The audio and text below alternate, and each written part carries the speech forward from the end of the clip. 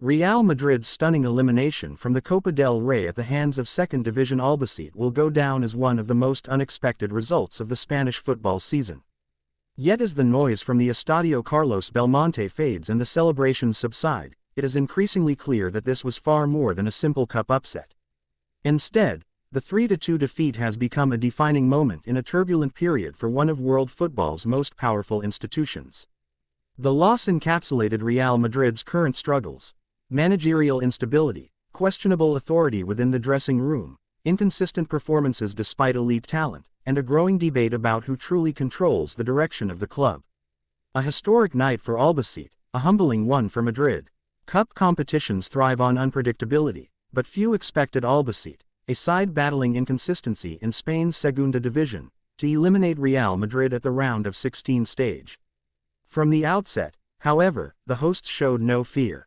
They pressed aggressively, defended with discipline, and played with the freedom of a team that understood it had everything to gain and nothing to lose.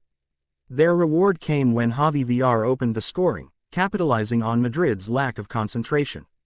Real Madrid responded before the break through Franco Mastantuono, but the equalizer did little to shift the balance of the game. Albacete remained organized and confident, while Madrid struggled to dictate tempo or assert authority. The closing stages descended into chaos. Jefte Betancourt's 82nd-minute goal sent the home crowd into rapture, only for Gonzalo Garcia to seemingly rescue Madrid in stoppage time. Just as extra time appeared inevitable, Betancourt struck again in the 94th minute, sealing a historic victory and triggering scenes of jubilation rarely witnessed at the Carlos Belmonte. For Albacete, it was their first competitive win over Real Madrid, a landmark achievement that will be remembered as one of the club's greatest nights. For Madrid, it was a sobering reminder that reputation alone no longer guarantees success. Arbeloa's debut overshadowed by immediate setback. The defeat carried additional significance because it marked the first match of Álvaro Arbeloa's tenure as head coach of Real Madrid's first team. Appointed only days earlier following the dismissal of Xabi Alonso, Arbeloa entered the role under intense scrutiny and with little preparation time. Arbeloa's team selection raised eyebrows.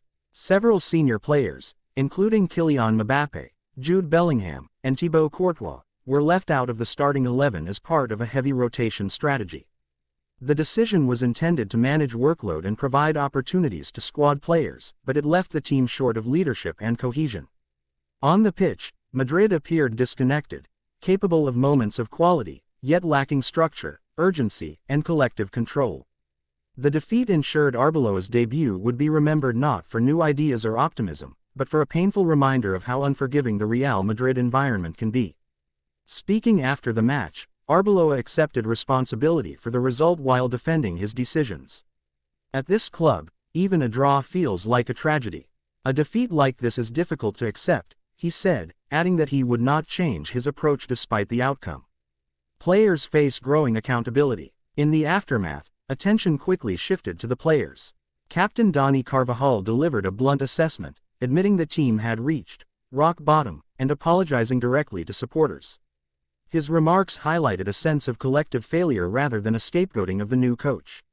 The reaction reflected a broader frustration among fans and analysts who believe Real Madrid's performances no longer match the quality of their squad. Despite possessing some of the most talented players in world football, consistency, intensity, and tactical discipline have been lacking. The shadow of Xabi Alonso's dismissal. The Copa del Rey defeat cannot be separated from the events that preceded it.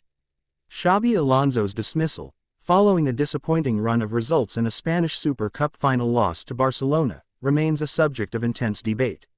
Former Real Madrid midfielder Álvaro Benito offered a particularly revealing perspective, describing Alonso's exit as a victory for the players. According to Benito, the decision reflected a growing imbalance of power within the club, where player influence now rivals, or even outweighs, managerial authority. Benito argued that Alonso struggled to fully implement his tactical philosophy because certain players were unwilling to adapt to systems that demanded greater discipline and collective responsibility. Erosion of authority in the dressing room. At the heart of Benito's analysis is a warning about hierarchy. In elite football, success often depends on clear lines of authority and accountability. When players believe they can resist tactical demands and survive coaching changes, the foundation of competitiveness weakens. Benito suggested Real Madrid have increasingly relied on individual brilliance rather than tactical organization. While this approach has delivered success in the past, modern football rewards structure, pressing, and collective discipline, qualities Madrid have struggled to sustain. Alonso, in Benito's view, attempted to address these shortcomings but lacked the full institutional backing required to enforce change. His dismissal, therefore, sent an unintended message that resistance can be rewarded. Underperforming talent and lost identity. The contrast between Real Madrid's talent and their output has become increasingly difficult to ignore.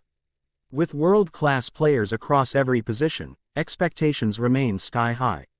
Yet performances like the defeat to Albacete raise questions about motivation, cohesion, and leadership. Benito emphasized that elite players must accept discomfort, tactical restrictions, physical demands, and mental pressure, in order to evolve. Without consistent standards and firm leadership, even the most gifted squads risk stagnation. The Copa del Rey exit served as a vivid illustration of this disconnect, a team with superior quality undone by organization, belief, and unity. Arbeloa's challenge moving forward. For Álvaro Arbeloa, the challenge ahead extends far beyond tactics.